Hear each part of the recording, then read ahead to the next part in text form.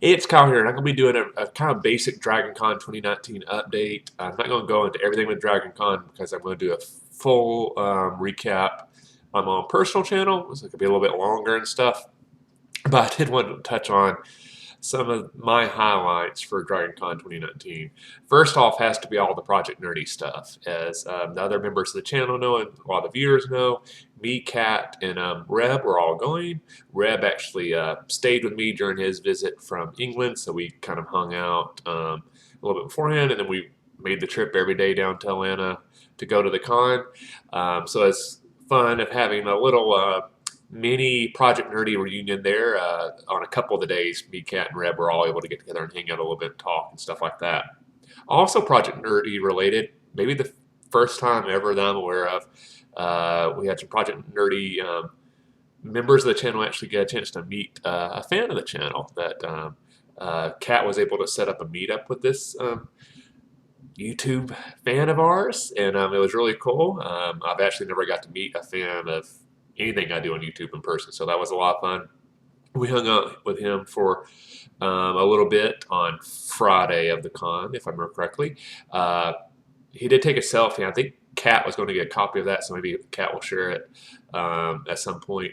But that was a lot of fun, so I think that was a real blast. I kept on joking with Kat and Reb that we need to apply next year to DragonCon to see if they'll host a Project Nerdy panel since we have such a big fan base.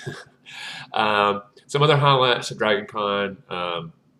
The DragonCon parade on Saturday morning is always awesome. If you've never been to DragonCon or not really familiar with DragonCon, the biggest event is probably the parade on Saturday morning. It's all the cosplayers are involved. A lot of nerdy vehicles like, mock-up of spaceships, cars like the DeLorean from Back to the Future, just as one example, the Jurassic Park Jeep, stuff like that. It's basically an hour of nonstop cosplay just going up the streets in downtown Atlanta. And to me, the really cool part, it's like the biggest parade that happens in the city of Atlanta the entire year. So the fact that it's this nerdy cosplay parade is awesome. A couple of kind of neat panels I went to. The new actor who plays Chewie in the newer Star Wars movies, he did a few panels there, so I got to see, I believe the last one he did while he was at DragonCon this year. Really interesting guy, seems to really love Star Wars and playing the character. So I really enjoyed hearing his panel. Also got to see my favorite author, Timothy Zahn, who writes a lot of Star Wars books, and the ones about Grand Admiral Thrawn specifically, who's my favorite Star Wars character. I've seen him before at DragonCon a few times, but I've always enjoyed hearing him speak. He's always very interesting, very funny, and it's always interesting to see what he has in mind in the future in the Star Wars universe. And then, did some really cool science panels I went to that I always found interesting. Probably one of the most random panels I went to is about Nick Cage. Every year, the classic sci-fi track has kind of like a panel where they kind of do like a tournament to kind of crown the champion in a certain topic. And this year was which Nick Cage character in a movie was the most Nick Cage of all time. So that was a lot of fun.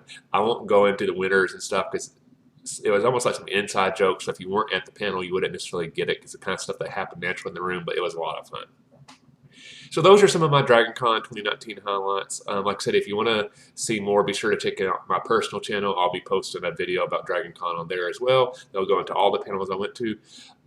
One thing I did want to mention, if you'd like to follow stuff I do, like going to DragonCon, follow me on Instagram. I try to document a lot of that stuff on there.